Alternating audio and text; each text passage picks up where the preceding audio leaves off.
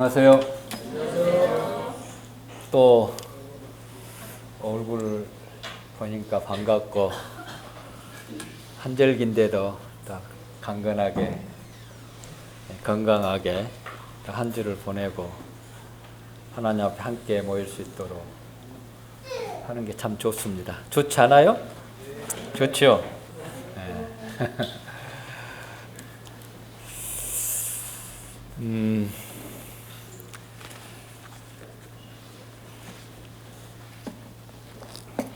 날씨가 갑자기 추워졌어요.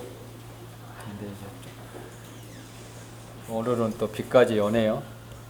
내일도 비가 온다는 소식을 들었는데 할 일이 조금 있는데 비가 온다고 그래가지고 또 그것도 어떤 주님의 어떤 뜻이 있겠죠. 우리에게 일어난 모든 일들은 그걸 통해서 늘 주님은 선을 이루시는 것을 기억한다면 어떠한 환경도 늘 기쁨으로 대체할 수 있고 감사함으로 받을 수 있는 것 같습니다. 오늘은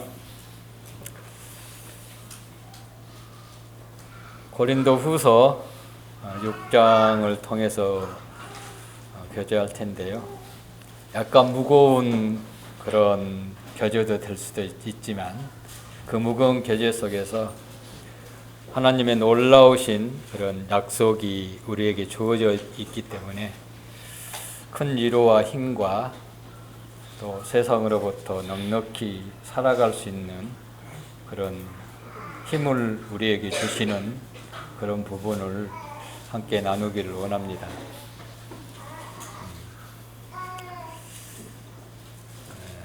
고린도후서 6장 14절부터 7장 1절까지 교독하도록 하겠습니다. 14절은 형제님들 교독에서 자매님들 그렇게 교도를 하겠습니다. 시작. 너희는 믿지 않는 자와 멍에를 함께하지 말라. 의와 불법이 어찌 함께하며 빛과 어둠이 어찌 사귀며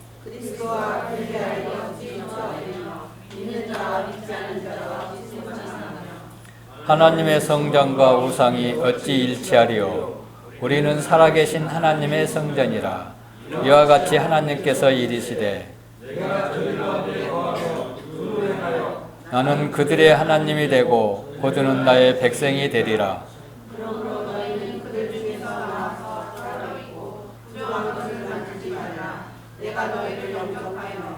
너희에게 아버지가 되고 너희는 내게 자녀가 되리라. 전능하신 주의 말씀이라 하셨느니라.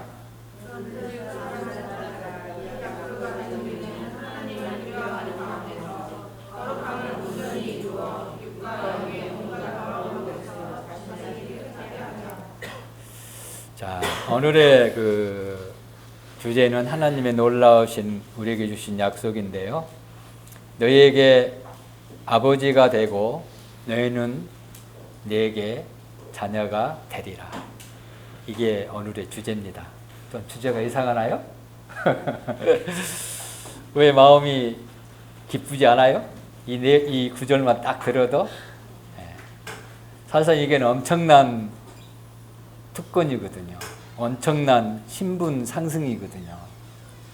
모든 믿는 자에게는 엄청난 영광스러운 일이 우리에게 주어졌는데 하나님의 거룩한 가족 안에 하나님을 아버지로 모시고 그분을 아버지라 부를 수 있는 그런 영광스러운 자들로 우리를 불러주셨다고 말씀하십니다. 우리는 아버지를 때로는 자랑스럽게 다른 사람들에게 자랑을 합니다. 그런 사람 없나요? 자녀들, 나는 지금 아버지가 살아 안 계시기 때문에 아버지를 자랑할 수가 없어요. 살아 생전에 무엇을 자랑할 수 있겠지만 실제적으로 자녀가 부모를 자랑할 수 있는 것은 특권이죠. 엄청난 또 주변으로부터 알게 모르게 영향력을 줄 수 있는 부분이잖아요. 대통령의 자녀면 더불어 권력을 누리는 시대잖아요. 이 세상에서. 그죠? 한간에 엄청난 파장을 일으키기는 있죠, 그분은. 근데 쑥대밭이 돼버리잖아요. 잘못하면 그렇게 쑥대밭이 되는 거예요, 한 가정이. 그러나 훌륭한 어떤 아버지의 밑에 있으면 자랑스럽게 거기 안에 있는 것을 함께 누리고 함께 공유하고 또 그것을 자랑스럽게 자랑할 수 있는 게 자녀와 부모의 관계인 것을 알 수가 있습니다. 이 세상에는 수많은 그런 이때 당시는 왕이 지배하고 있는 시대였죠. 왕들이 있고 지금은 거의 각 나라의 대통령이 있잖아요. 한 대통령의 그 일가가 되는 것은요, 일원이 되는 것은 놀라운 일인데 하물며 하나님의 한 가족으로 그 가족의 한 일원이 됐다는 것은요, 그것을 허락해 주셨다는 것은요, 엄청난 사건이고 미물과 같은 버러지와 같은 저희들을 그런 놀라운 그런 하나님의 그 가족으로 신분을 상승해 줬다는 사실을 기억한다면 어떻습니까? 거기에 걸맞는 삶을 누려야 되고 거기에 걸맞는 의무를 또한 지켜야 되는 것이 당연한 도리라 그렇게 생각이 듭니다. 우리가 잘 아시는 대로 이 부분은 하나님의 아버지라 대부분 부르잖아요. 그게 어느 때 그 관계가 성립됐죠? 이루어지죠? 예수님을 개인의 구주로 하나님의 구주로 영접했을 때 그 관계가 맺어지는 것을 볼 수가 있습니다. 그때부터 주님을 영접했을 때 하나님을 아버지로 부를 수 있고 하나님께서 우리를 아버지라고 인정해 주고 있는 것을 볼 수가 있습니다. 근데 이 17절의 이 말씀은요, 그 의미의 이상입니다. 단순히 그거라면 이 말씀이 조금 그렇죠. 다른 의미가 또 있어요. 예를 든다면 부모가 있고 많은 자녀들이 있습니다. 그죠? 그거는 신분적으로 부모의 자녀로 태어났기 때문에 변할 수 없는 관계지만 실질적인 삶에 있어서 그 부모와 자녀 사이의 관계가 각각 다르잖아요. 그렇잖아요. 부모 관계가 항상 친밀한 건 아니잖아요.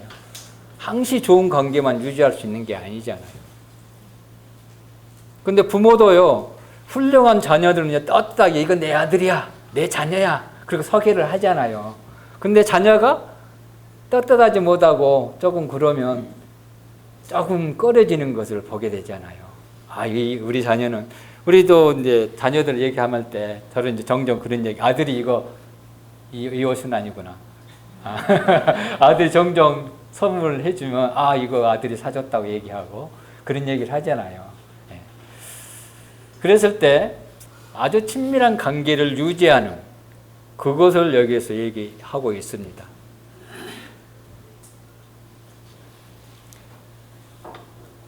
그래서 하나님의 한 가족으로 실제적으로 경험을 하는 거예요. 여기서 얘기하는 거. 정말 하나님께서 나의 아버지인가? 이걸 경험하는 이 아버지를 여기서 얘기하고 있는 겁니다. 단순히 신분적 그런 관계가 아니고요. 실제적으로 이분은 나의 아버지야. 이걸 경험하고 있는 사람을 여기서 지칭하고 있는 거예요. 그걸 경험하라고 얘기하고 있는 거예요. 또 실질적으로 한 가족으로 경험하고 있는가? 여기 신분적으로는 지금 다 주님의 피로 다 한 가족이 됐잖아요. 형제 자매로 한 가족의 일원으로 우리는 지금 부름 받았고 주님께 예배드리고 교회 안에 봉사하고 지체로서 교회를 세워가고 함께 지금 눈도 마주치고 잉크도 하고 악수도 하고 안아주기도 하고 그러잖아요. 그래 안 그래요? 하이파이브도 하고 때로는 뒤에서 툭툭툭 떠들기도 하고 이게 가족이 일원으로서 취할 수 있는 행동이잖아요. 근데 실질적으로 정말로 그거를 그 의미 속에 내가 내 자신을, 내 생각을, 내 삶을 정말 경험하면서 누리고 있는가? 그거는 정말 한 자녀로서 한 부모로서의 그런 삶을 누리고 있는가, 그런 부분을 여기서 지금 말씀하고 있어요. 그랬을 때 하나님께서 진정으로 너는 내 아들이야, 나는 내 하나님이야, 너는 내 아버지야, 하나님께서 친히 이렇게 우리에게 음성을 들려주신다는 거예요. 이게 주제예요. 근데 이것을 하나님으로부터 듣고 깊은 사귐의 관계를 누릴 수 있는 것이 6장 전반부에 다 기록되어 있다는 거예요. 그런 자에게 허락되는 약속이라는 거예요.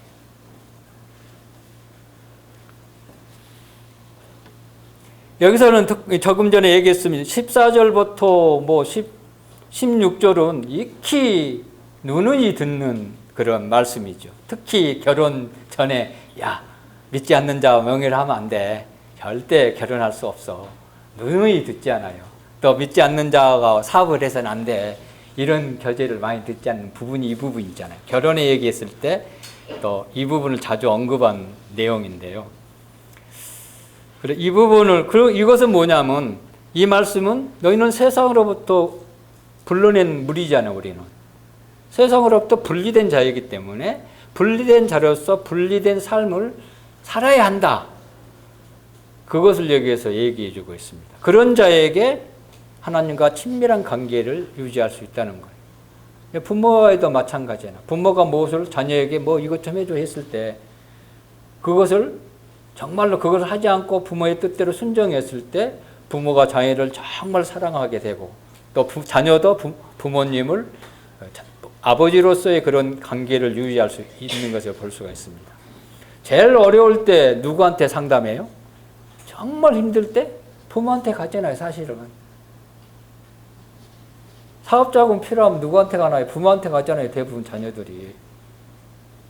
또 결혼 상대 해놓고 누구한테 제일 먼저 얘기해요? 부모님한테 얘기하는 거잖아요.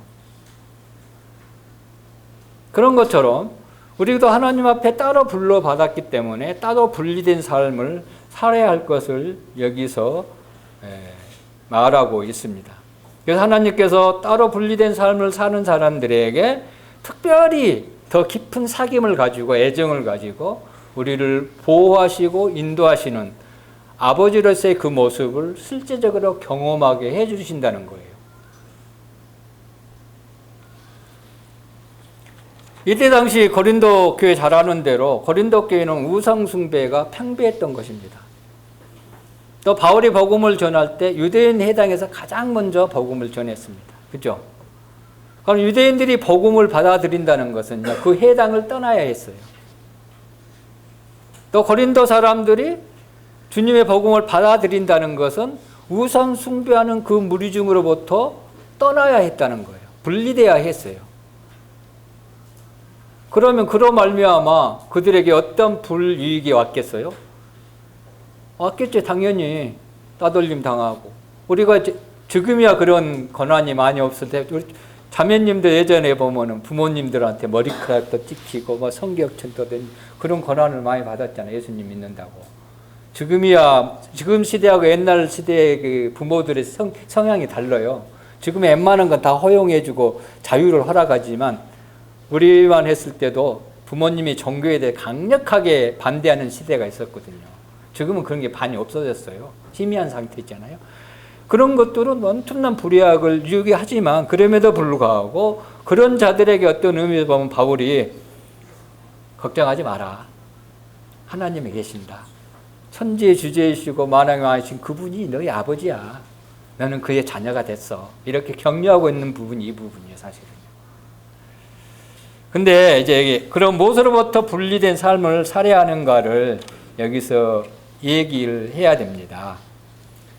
야고보서 4장 4절에 보면은 세상과 벗된 것이 하나님의 언수임을 알지 못하느냐 이렇게 질문을 합니다. 그건 무슨 의미일까요? 하나님과 친밀한 벗된 관계를 살아라 이 말이에요, 사실은요. 반대로 표현한다면 세상과 언수되지 아니하면 세상과 언수된 삶을 살지 아니하면 하나님과 친밀한 관계를 맺을 수 없다는 거예요. 하나님과 친근한 벗됨을 자녀로서의 삶을 누리기 위해서는요 세상과 반대가 언수가 돼야 돼요. 전에는 하나님과 원수된 삶을 살았잖아요. 우리가 구원받기 전에는요. 그래서 우리가 살아가는 이 시대에 특별히 우리 믿는 그리스도인들은 누구를 사귈지, 누구와 사귐을 가지고 살아갈 것인지, 누구를 사랑하고 무엇을 사랑할 것인지 이거를 주의를 늘 귀를 기울이고 자신을 깨워서 늘 살펴보는 특별한 시대에 살고 있는 것 같아요. 자, 마음이요. 우리 주님의 지배를 받지 않으면요. 또 그리스도인들은요. 그리스도의 사랑이 사랑 안에 내 삶이 지배를 받지 않으면요. 또 그리스도의 사랑이 내 마음을 주장하지 않으면요. 여러 가지 형태의 그런 세상의 것들을 우리의 마음 속에 들어오게 됩니다. 빈틈이 생기니까요. 그렇게 할 때 세상의 것들을 타협하게 되고 수용하게 되고 거룩한 삶을 살지 못하도록 우리의 마음과 행동을 빼앗기게 되는 것을 볼 수가 있습니다. 주님 앞에 내 모든 지배권을 내어드리고 주님의 사랑이 내 삶의 동기가 되었을 때 진정한 그런 세상으로부터 분리된 삶을 살 수 있는 것을 볼 수가 있습니다. 그게 이제 5장에 기록되어 있는 이 내용이 5장에 있는 말씀입니다. 그리스도의 사랑이 우리를 강건하신도다. 이 말이 그 말씀입니다. 그러니까 5장부터 어떤 의미에서 보면 계속 연결되어 있는 거예요. 이 구절이요. 이 사랑이 강건하지 않으면요. 그리스도의 사랑이 내 삶의 동기가 되지 않으면요. 주님의 사랑이 있는 곳에 내가 가 있고 주님의 사랑이 걸어가는 그곳에 내가 걸어가야 되는 거예요. 이게 삶의 동기가 되었을 때 세상으로부터 벗어날 수 있고 해방될 수 있는 길이 우리에게 주어지는 것을 우리는 더듬어 보면 금방 알 수 있습니다. 저희 삶을 돌이켜보면요. 이건 누구나 다 경험했을 거예요.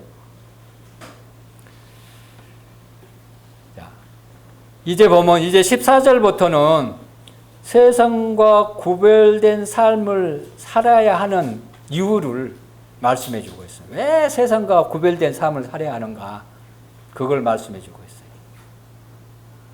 14절에 보면은 먼저 이렇게 얘기합니다. 너희는 믿지 않는 자와 멍에를 함께하지 마라 그랬습니다. 자, 멍에가 뭡니까? 얘기하면. 멍에요? 네.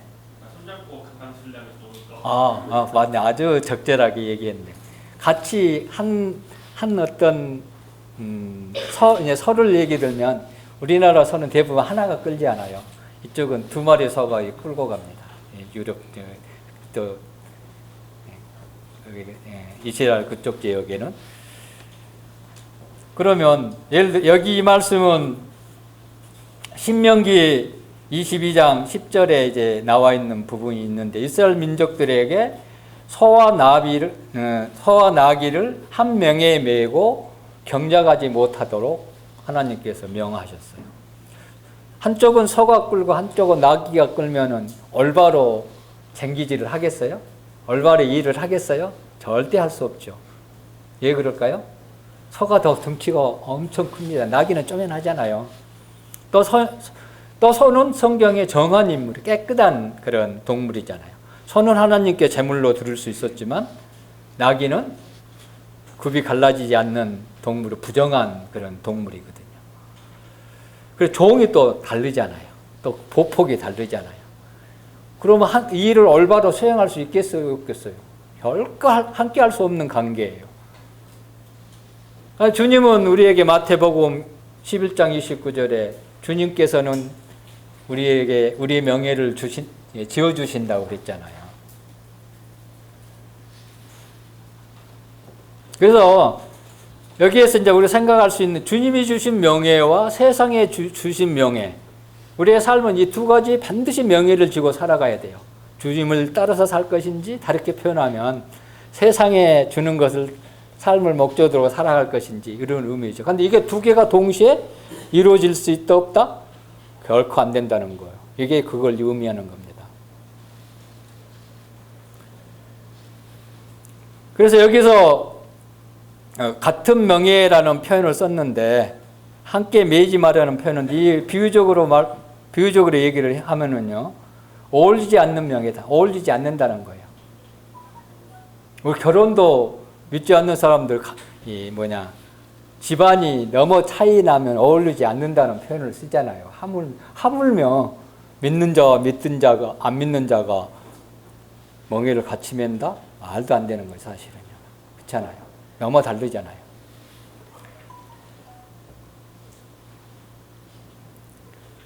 짝을 잘못 찾았다. 또 이런 비유적으로 의미할 때 이 말을 씁니다. 그러니까 결혼 대상이 짝을 잘못했다는 거예요.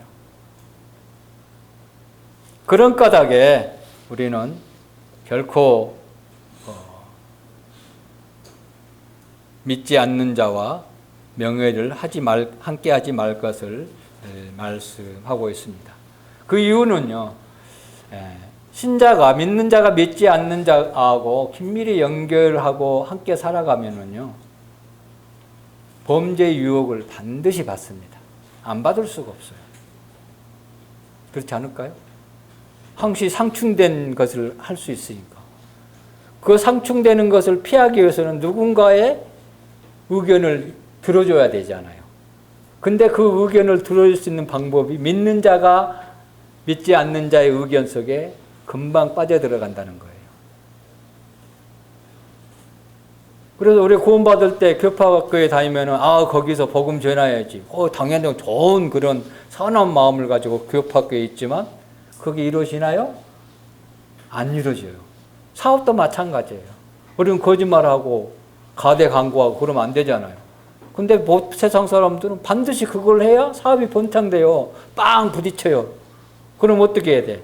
사업은 이미 벌려놨으니까 헤어질 수는 없고 그리 자신을 드리는 거예요. 그럼 뭐예요? 제 유혹으로부터 실패하는 거잖아요. 그러니 점점점 그랬더니 간증을 잃게 되고 결과적으로는 어떻게 돼요?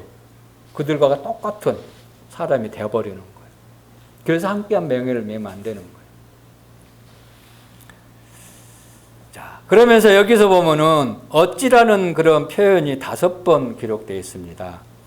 그럼 명예를 함께하지 매지 많은 이유가 5가지가 있어요. 왜 명예를 함께 매서는 안 되느냐? 그게 5가지인데요. 여기서 어찌라는 단어가 나옵니다. 의와 불법이 어찌 함께하며 그랬습니다. 그죠? 한 번이죠.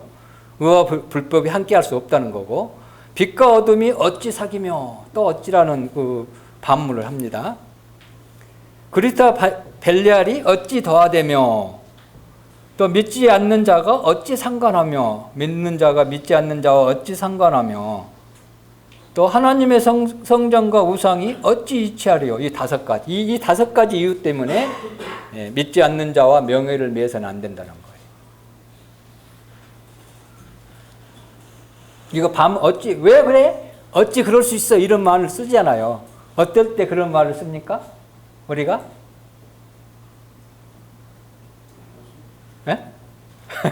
젊은 사람 대답 한번 해보세요. 어찌 나한테 이럴 수 있어? 이럴 때 어때 쓰죠? 어떨 때 쓰죠? 그쵸. 그런 표현이죠. 그것도 왜 그렇게 하느냐, 그 말이에요, 이 말은. 왜 믿지 않는 자가 명예를 해야 되느냐, 그 말이에요, 이 말이. 그리스도인이, 믿는 자가.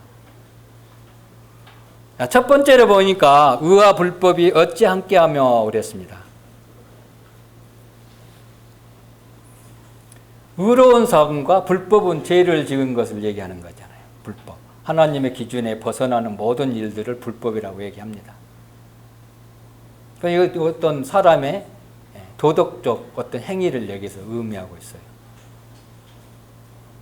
그럼 우리는 의를 추구하는, 우리는 하나님으로부터 의로운 자죠. 이 의가 어떻게 내가 의로워서 의로워진 게 아니잖아요.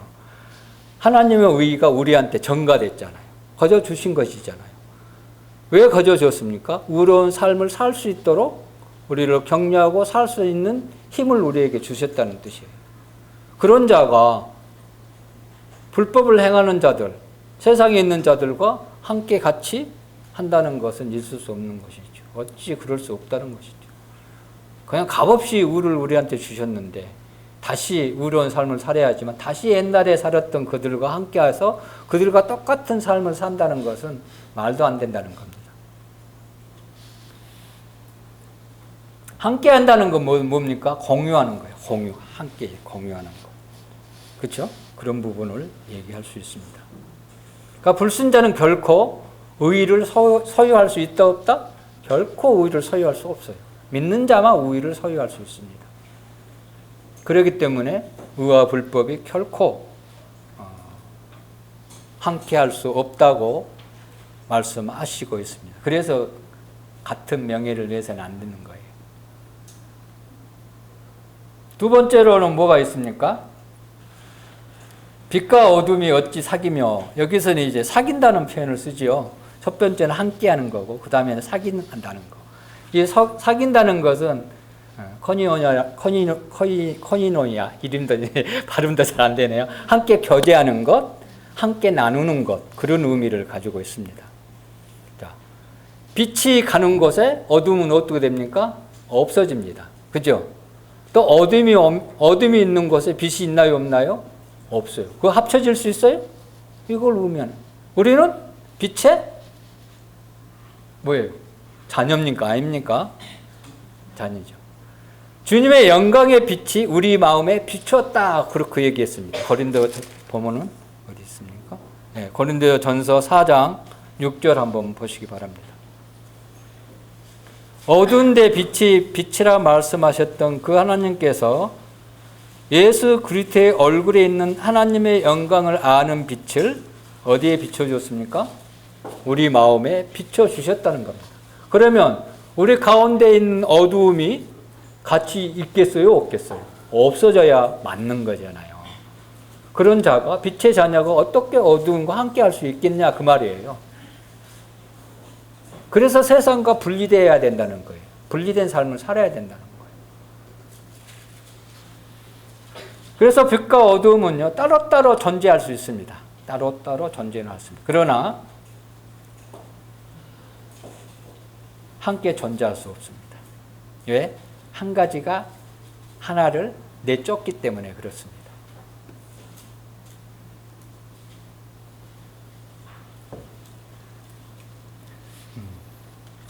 그 다음에 시간이 전략하겠습니다. 15절 보겠습니다. 네, 한 군데 보고 갈까요? 잠언 4장 보겠습니다. 여기 손을 놓으시고.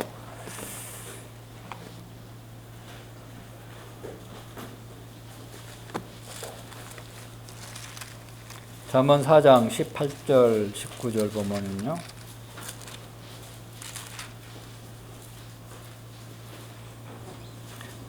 의인의 길은 돋는 햇살 같아서 크게 빛나 한낮의 강명에 이르거니와 악인의 길은 어둠 같아서 그가 걸려 넘어져도 그것이 무엇인지 깨닫지 못하느니라. 의인과 악인의 길을 여기서 비유해서 얘기해 주고 있습니다. 결코 함께 할 수 없어요.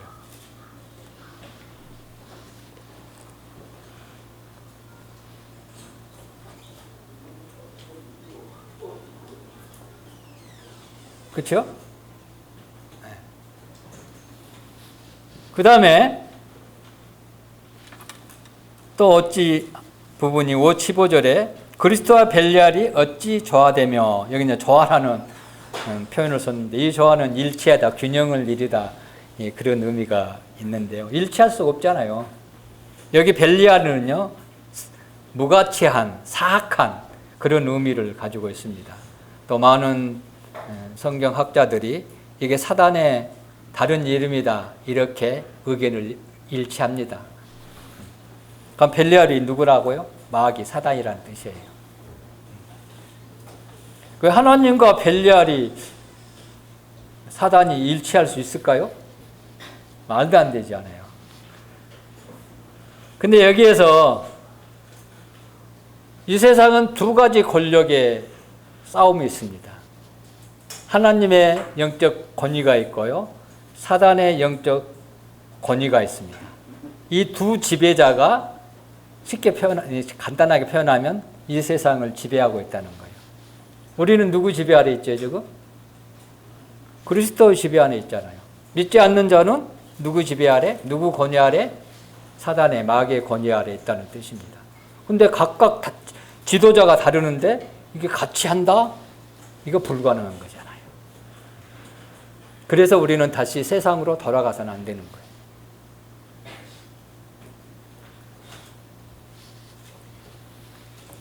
그 지도자 밑에 들어가면 그 지도자 밑에서의 삶이 나타날 수밖에 없잖아요. 주님 안에 있으면 주님의 향기가 나한테 나타나는 거고, 벨리알의 그 지배 안에 들어갔으면 벨리알의 향기가 나타나는 거예요. 여기서 그걸 의미하는 겁니다. 그럼 무엇을 선택해야 되고, 왜 주님께서 우리를 십자가에서 죽으심으로 우리를 따로 세상으로부터 분리해서 따로 구별시켜진가를 금방 자명사실로 나타나잖아요. 그 네 번째로 또 나오는 것이, 하지만 여기서 보면은 벨리알의 사단이 예수님을 십자가에 죽게 하는 것이요, 자기가 승리한 걸로 여기고 십자가에 죽게 했거든요. 그렇잖아요. 사탄이 캐제를 빌었거든요. 야, 이제 죽여버렸어. 근데 예수님은 십자가에서 부활하시고 승리해버렸잖아요. 반대로 사단을 멸하는 그 길을 모든 사람들에게 열어주셨다는 거예요. 그래서 십자가로 마귀와 사탄을 다 멸하시고 결국은 마지막에는 어떻게 됩니까? 그를 불못에 슬며시 미루는 게 아니고 집어 던진다고 했어요. 던져버리는 거예요. 불못에. 그래 가는 방향이 다르잖아요. 벨리알은 지옥불에 가서 살지만 훗날 그리스도 안에 있는 사람은 영원한 영생, 하나님과 함께하는 삶이 되는 것이잖아요. 근데 이게 일치한다? 조화를 이룬다? 말도 안 되는 거죠. 그 다음에 이제 네 번째로 나오는 것이 믿는 자와 믿지 않는 자가 어찌 상관하며 그랬습니다. 여기는 14절과 유사한 그런 말씀인데요. 그러나 약간 다른 의미가 있습니다. 이 상관이라는 것은 어떤 의미일까요? 목, 그러니까 네 목, 내 목, 이건 내 목이야, 이건 네 목이야, 그런 의미가 있습니다. 그것을 여기서 얘기하고 있는데요. 그러면 믿지 않는 자의 목, 기업, 다르게 표현한다면 기업이라고 생각합시다. 믿지 않는 자의 기업과 믿는 자의 기업이 각각 다르다는 뜻이에요. 같을 수가 없죠. 믿지 않는 자의 기업은 이 세상에서만 존재합니다. 그렇죠? 이 세상에 존재한 이후에 죽은 후에 그 몫을 자기가 차지하나요? 못 차지하잖아요. 그러나 우리 믿는 자는 주님을 위해서 섬기는 그 몫은 훗날 상급으로 다 보상해 주잖아요. 근데 이게 일치할 수 있겠어요? 그럼 그 삶이? 일치할 수가 없는 것이죠. 그래서 그 몫이 다르기 때문에 그것으로부터 분리되고 그것을 함께 멍해를 해서는 안 된다는 뜻이죠. 무엇을 선택할 것인지를 말씀하고 있는 거예요. 우리에게는 하나님을 의존하는 삶이 우리에게 주어졌습니다. 전에는 내 스스로, 내 힘으로, 내 자랑으로 살아갔잖아요. 그죠? 전에는 내 삶의 모든 동기가 나를 드러나게 하고 내가 다른 사람으로부터 사랑받기를 원하고 나를 자랑하기 위해서 어떤 삶의 동기가 우리에게 주어졌잖아요. 그러나 지금은 안 그렇잖아요. 주님을 의지하는 마음으로 주님 사랑 때문에 우리가 교회 생활을 하고 있는 겁니다. 여기 있는 분들은요, 지금 세상으로부터 따라 나와서 분리된 삶을 살고 있다는 것을 증명하고 있습니다.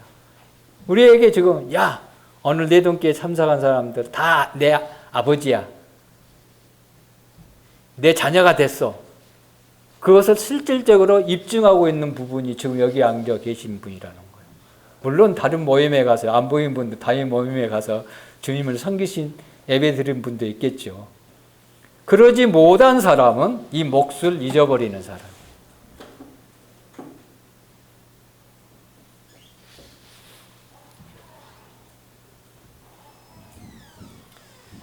그래서 불신자들이 누리는 모든 기쁨, 쾌락, 명예 모든 것은 이 생에, 이 땅에 있을 때만 누리는 것, 연관되어 있다는 것을 우리는 기억해야 돼요.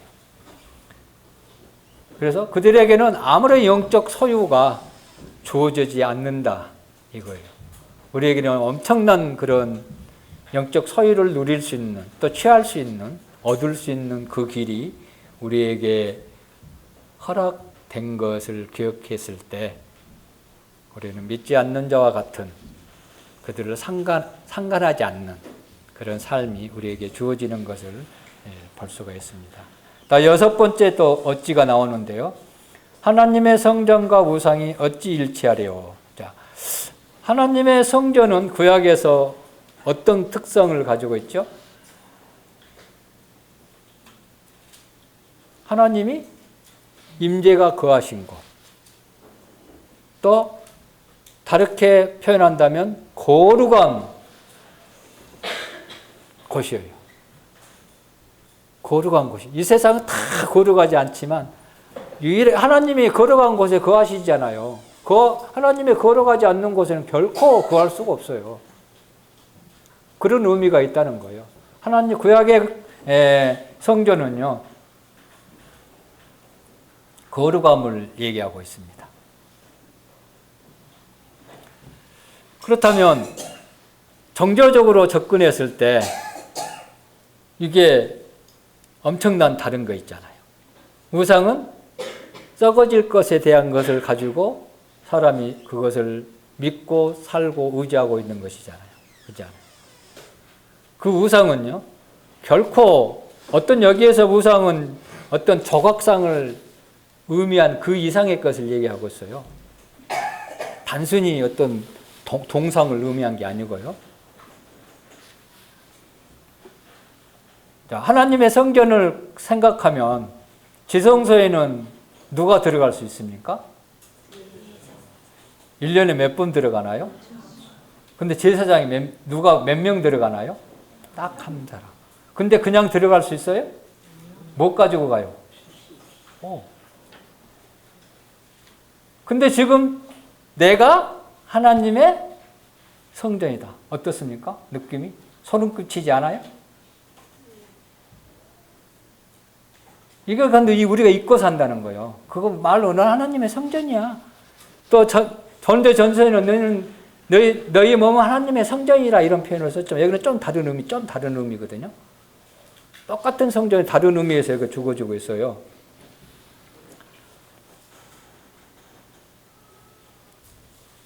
여기에서는 우리의 삶에 대한 것을 얘기하고 있거든요. 더럽히지 말라는 표현을 여기서 쓰거든요. 나중에 보면은. 하나님의 거하는 곳은 거룩한 곳이기 때문에 하나님의 거할 수 있는 거룩한 내 삶을 나타내야 온전히 하나님 앞에 거할 수 있다는 것, 거한다는 것을 하나님의 임재를 경험할 수 있다는 거예요. 그걸 겸허하기 위해서는 우상으로부터 따로 분리돼서 살아라 그 말이에요. 그래서 믿지 않는 자와 명예를, 여기 우상 숭배자는 믿지 않는 자잖아요. 또 다르게 표현하면 전에는 그런 가운데에서 우리 불러줬지만 다시 또 우상 숭배하는 것들이 우리에게 주어질 수 있다는 거예요. 근데 우상 숭배하면 우리는 단순히 어떤 조각을 섬기고 막 기도하고 그것만 생각하거든요. 근데 하나님의 관계에서 벗어나게 하는 것이 다 우상이에요. 명예가 될 수도 있고요. 학식이 될 수도 있고요. 어떤 모임이 될 수도 있고요. 어떤 여가 활동을 하는 것이 될 수도 있고요. 자기 명예, 이런 것들이 개인의 우상으로 작용할 수 있다는 거예요. 이런 것들이 하나님과 성전을 더럽히는 결과를 나타내는 그 모든 것들은 우상이라는 거예요. 우상의 범위를 어떤 한 부분에 적용시켜서는 안 되는 겁니다. 우리 삶 전체를 얘기하고 있어요.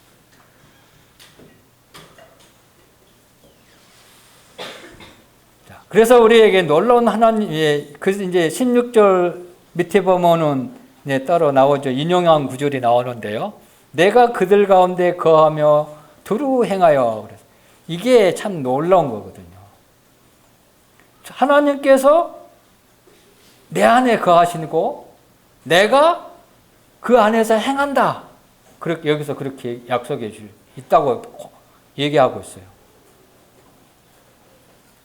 여기서는 다르게 표현하면 또 다른 말로 얘기하면 믿지 않는 자와 명예를 하지 않는 자들에게, 그럼 믿지 않는 명예를 함께 하지 않으면 하나님의 성전됨을 실제적으로 내 삶에 나타나고 있는 부분을 얘기하는 겁니다.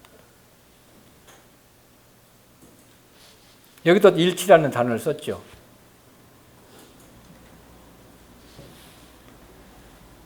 그랬을 때 나는 그들의 하나님이 되고, 우리는 나의 하나님이잖아요. 맨날 그렇게 얘기하잖아요. 근데 여기 또 왜 거하며 두루 행했을 때 내가 행할 수 있는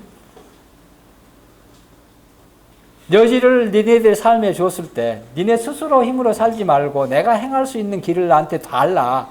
그랬을 때 여기서 내가 너희 하나님이라는 엄청난 능력을 너희 삶을 통해서 나타내 보여주겠다는 약속입니다. 사실은 내 하나님이 됐다는 것은요, 내 안에 있는 모든 것을 너에게 주겠다, 그런 의미예요. 그렇잖아요. 이건 내 아버지고 이건 양자보고 이건 아저씨가 하면 이건 내 아버지니까 아버지는 아들에게 모든 걸 아껴져갖고 주잖아요. 사실은 그런 의미라는 거예요.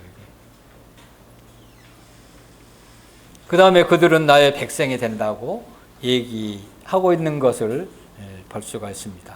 이제 17절에 이제 결론이 나오는데요. 그러므로 세상과 명예를 매지 않음으로, 그 말입니다.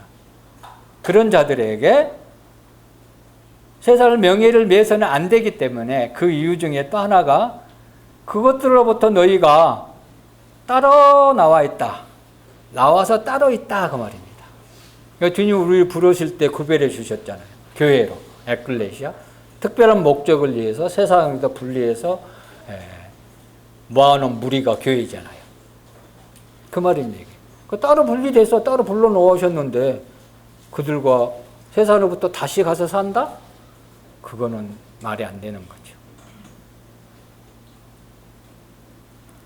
여기서 보면 따로 나왔고 부정한 것을 만지지 마라. 그랬을 때 뭐라고 했나요? 내가 너희를 영접하겠다. 그렇게 여기서 약속했습니다. 주님이 우리를 영접 안 하나요? 거기도 또 다른 표현 이상하잖아요. 그러니까 주님과 우리는 늘 주님을 영접하지만 다른 더 이상의 의미가 여기 있다는 거예요.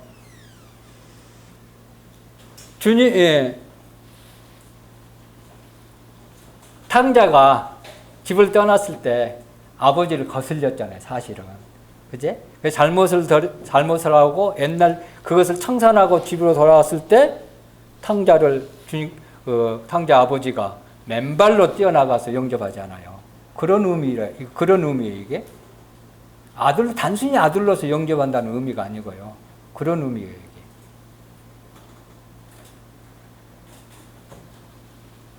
제가 세상으로 따로 나와서 살아가고 있을 때 주님은 맨발로 뛰어나서 나를 영접해 주신다는 거예요. 하늘나라에 원래 주님은 앉아 계신다고 그랬잖아요. 보좌 우편에 앉으사 그랬는데요. 우리가 세상으로부터 분리해서 주님을 위해서 살면요, 주님은 버떡 일어나셔요. 버떡 일어나서 아버지 하나님께 자랑하는 거예요. 보십시오. 그런 의미가 있다는 거예요. 진정으로 나를 영접해 주신다는 그런 의미가 있습니다.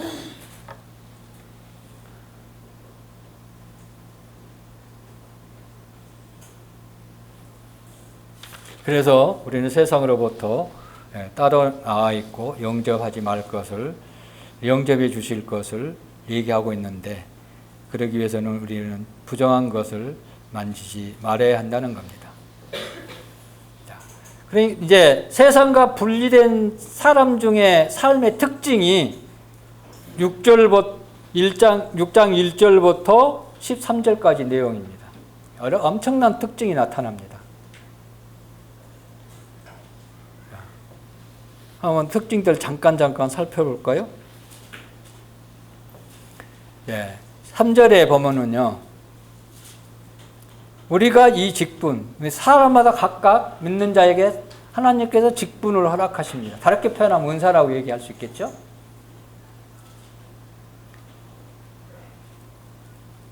바울이 고린도 성도들에게 엄청난 비방을 받았어요. 사도 맞아? 그런 비방을 받았잖아요. 그런다 할지라도 그걸 꺼지 않고 그 직분을 수행하라는 겁니다. 그럴 수 있는 힘이 우리에게 주어지는 거예요. 그냥 누가 뭐라 했든지 간에 그냥 묵묵히 주어진 일을 하는 그런 놀라운 특징이 나타난다는 거예요.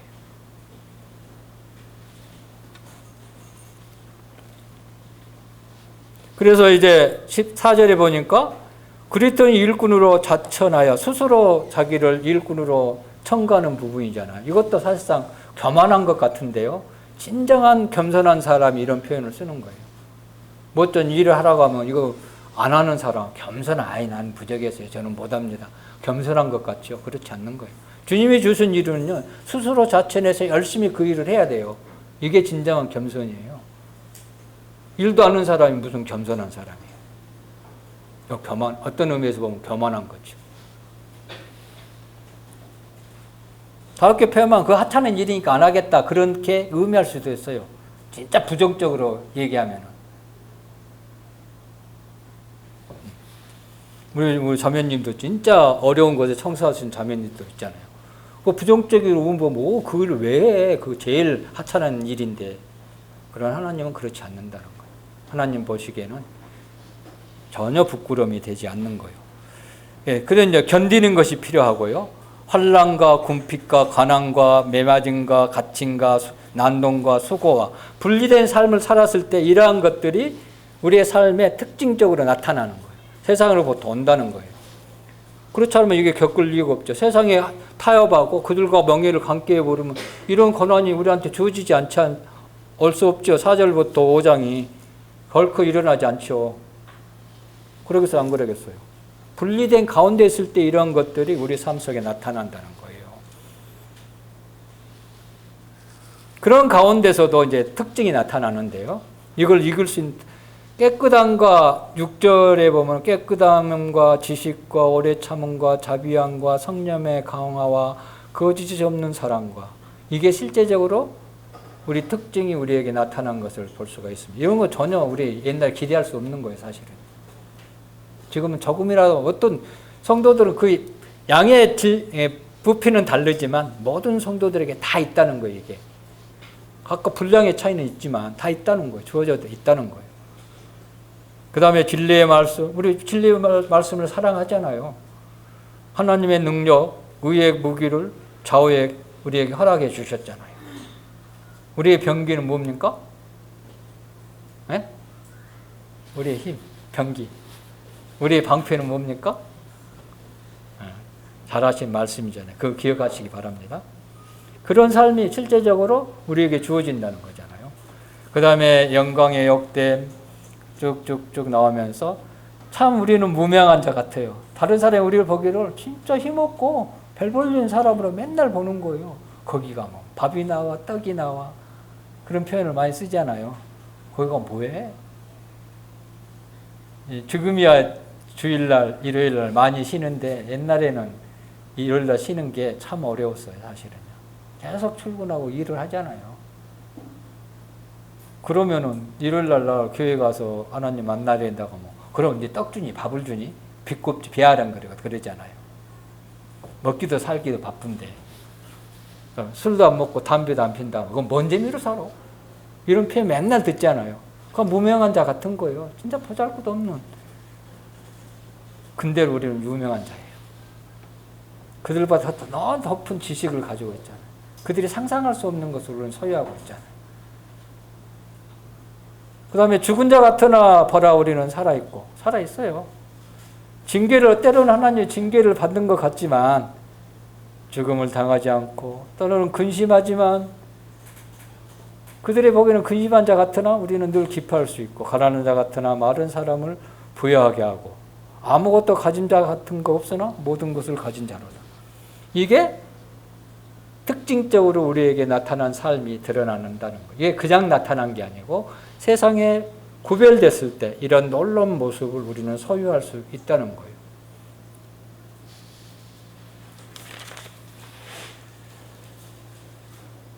자, 그랬을 때 여기서 18절의 약속이 우리에게 주어진다는 거예요. 소도의 주제를 얘기할 때 언급했죠. 너희에게 아버지가 되고 너희는 내게 자녀가 되리라.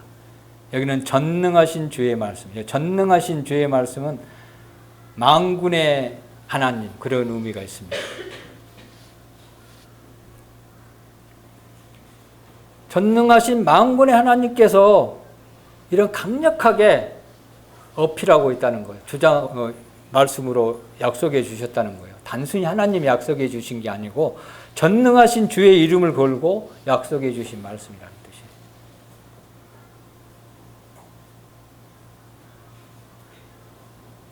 그래서 이제 세상과 분리되면요, 세상 친구들하고 점점점 멀어집니다. 그걸 경험하지 못하나요? 점점점 멀어져요. 왜 만나면 맨날 다른 것을 하라고 막 강요하잖아요. 술 먹어라, 2차 가자, 3차 가자, 뭐 주일날 모이고, 그런 것들을 계속 강요하잖아요. 우리 이런 여가 생활 하는데 같이 와야지. 각종 모임이 또 그러잖아요. 또 각종 행사에 같이 가자, 같이 여행 가자, 그런 것들 있잖아요.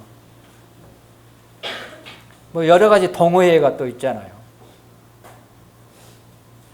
이거부터 분리되면 어떻게 돼요?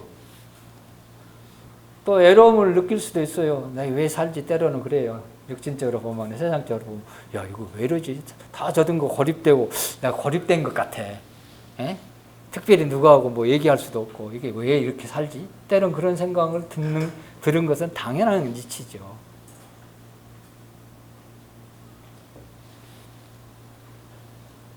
그래서 세상으로부터 많은 또 손해를 받습니다.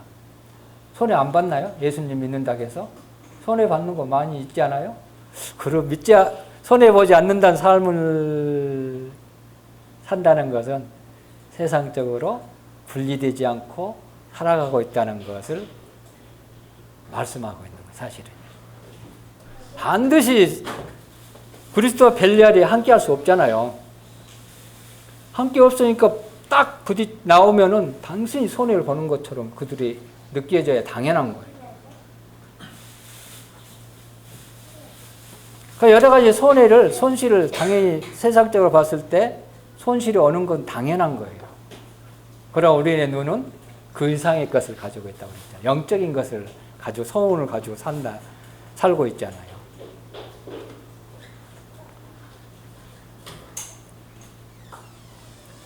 그래서 이 말씀은 니네가 손해보고 애롭고 뭐 여러 가지 그런 겹쳐서 말미암아 친구들로부터 따돌림 당하고 그런 삶을 사는 자들에게 걱정하지 말아라. 내가 내 아버지가 돼서 모든 것을 풍족하게 채워주신다. 그 말이에요, 이 말이.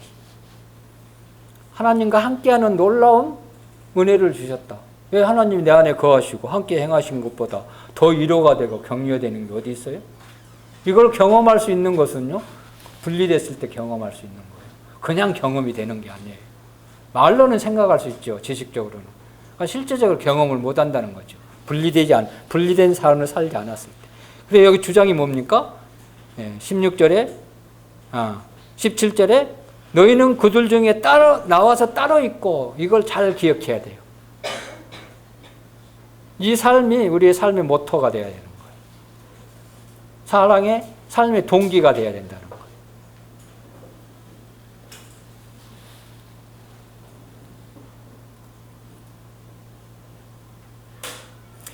구원받지 않는 어떤 자들과 세상의 것들을 분리되기를 거절한 사람은요, 엄청난 손실이 오는데 어떤 손실이라고 생각해요? 하나님의 인재를 누리지 못하는 손실이래요. 어떤 사람들이 나는 왜 하나님 앞에서 기쁨도 없고 나는 왜 이러지? 이런 사람은요, 다르게 표현하면 나는 세상적으로 살고 있습니다. 이거를 대변하는 거예요. 스스로 고백하고 있는 거예요. 하나님의 임재를 정말로 경험한다면 그 가운데 기쁨이 있고 하나님의 위로가 있고 평강이 없겠어요? 너는 내 아들이야. 너는 내 자녀야. 이렇게 얘기하고 있는데 아버지로서 그 모든 것을 주시지 않겠어요? 이게 우리에게 주어졌다는, 약속이 주어졌다는 거예요. 이 약속 때문에 세상을 또 구별할 수 있는 길이, 분리된 삶을 살 수 있는 삶을 우리에게 힘을 주고 위로가 주고 격려가 주는 말씀이라는 거예요.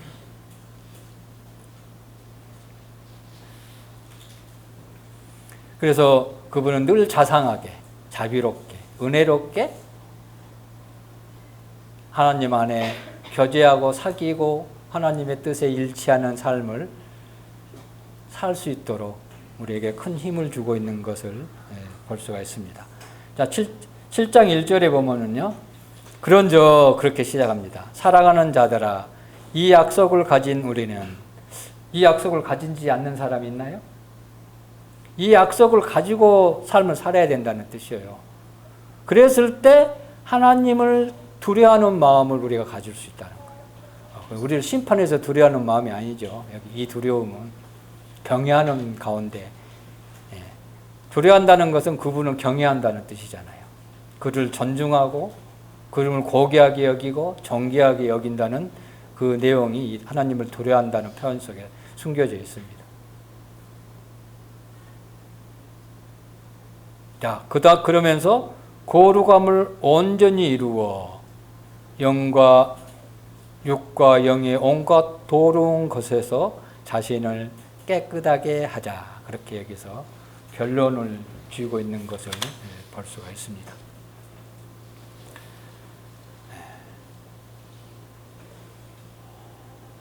그래서 세상으로부터, 세상의 제약으로부터, 세상의 쾌락으로부터, 세상의 명예로부터, 그것이 내 삶에 그리스도를 섬기는 데 장애가 되고 또 내 삶에 더러운 그런 가운데로 이끌어 간다면, 돈을 살아간 것이 왜 더러운 삶이냐 그렇게 얘기할 수도 있죠. 근데 조금만 생각하면 금방 더러워져요, 우리 마음이. 왜 그러냐면 돈을 살아가면 돈을 취하기 위해서 수단과 방법을 가리지 않잖아요. 그것을 돈을 얻기 위해서. 그럼 더러운 방법도 서심치 않고 행한다는 거예요. 그럼 우리 마음이 더러워져요, 안 더러워져요? 더러워지잖아요. 그런 하나님과 친밀한 관계를 유지할 수 있나요? 절대 없어요. 그래서 우리는 온갖 더러운 것에서부터 늘 깨끗하게 해야 되는 거예요. 근데 우리 의지로 이게 되냐고요? 안 되죠. 이걸 알기 위한 뭐가 필요하냐면 수요일날 로마서 공부에 참여하십시오. 그럼 금방 알 수 있어요. 그때 정확하게 여기서부터 할 수 있는 길이, 승리할 수 있는 방법이 로마서에 지금 공부하는 중에 다 나타나요. 로마서 공부, 수요일날 참석한다는 것은요, 여기 믿지 않는 자와 상관하려 자기 몫을 못 챙기는 거예요, 사실은. 수요일날 집회에 참석하는 거 다른 뭔가 하기 때문에 참석하지 못하는 거잖아요. 물론 다른 교회에 갈 수도 있겠지만 그러지 못한 건 다른 뭔가 하고 있다는 거예요. 그 방법을 지금 수요일날 참석하는 잘 모르잖아요. 참석한 사람은 알고 그 차이자가 엄청나게 차이 난 거예요. 또 오늘 참석하지 못한 사람 이 내용을 또 모르잖아요. 그 영적 삶의 성숙이 달라지는 거죠. 섬기는 기쁨을, 주님의 임재를, 하나님 되심을 경험하지 못하는 거잖아요. 그래서 세상과 분리되지 않는 것은 영적 안에 있는 모든 것을 다 훼손하고 아무것도 얻지 못하는 그런 불행한 관계 속에 자신의 삶이 빠져들어가는 것을 사실상 저도 다 경험해요. 다 아무리 어려되고 아무리 존경받고 훌륭한 사람이라 할지라도 다 경험하는 거예요. 매일 삶 속에서.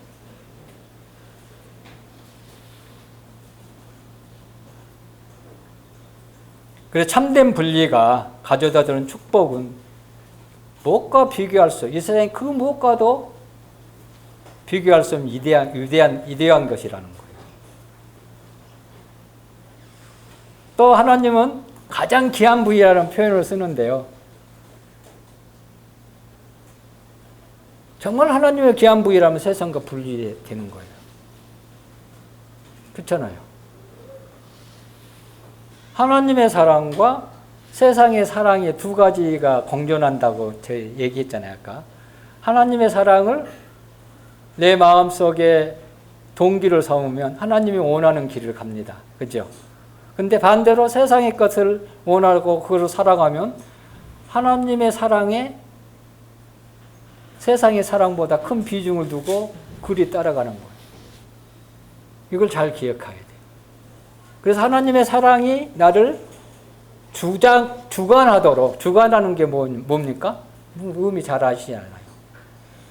또 하나님 성령님의 지배 안에 내 삶을 도로 넣었을 때 엄청난 능력과 힘이 성령의 법이 나를 다스리고 그 성령의 법이 세상과 분리할 수 있는 구별된 삶을 살 수 있는 힘을 우리에게 주시는 거예요.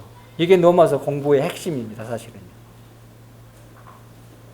근데 내 의지로 벗어난다고 해봐요. 절대. 바울의 거복처럼 내 마음에 선을 행하는 마음이 있지만 그걸 행치 않고 악을 행한다. 오라 나는 공고한 사람이다. 이런 고백할 수. 자기 의지를, 물론 의지도 때로는 필요하겠지만 자기 의지를 의지한 사람은 실패할 수밖에 없는 거예요. 그래서 그런 삶 속에 진정으로 영광스러운 하나님과 내 자신의 사귐의 그런 관계 속에, 그런 약속 속에 내 삶을 들여졌을 때 정말로 전에 누리지 못한 풍성함, 기쁨, 또 삶의 능력, 이 삶의 능력은 세상으로부터 분리된 삶에 살 수 있는 능력을 얘기한 겁니다. 경험하게 되고 진정으로 자녀로서의 그런 삶을 만끽하게 되고 또 누리게 되고, 그러니까 이러한 것들이 훗날 주님께서 주님 나라 갔을 때 다 보상해 주는 거예요. 분리된 삶을 통한 기업이, 몫이 우리에게 보상된다는 그런 놀라운 약속이 우리에게 주어져 있는 것을 늘 기억하시고 그러한 삶 속에 내 자신을 드리기를 힘쓰고 또 세상으로부터 늘 깨끗하게 사는 마음을 소유했을 때 하나님이 진정 우리를 너는 내 아버지야. 나는 내 아버지가 됐어. 너는 내 자녀라는 이 놀라운 그런 관계를 실질적으로 경험할 수 있는 길을 우리에게 허락하신 사실을 기억하시기 바랍니다.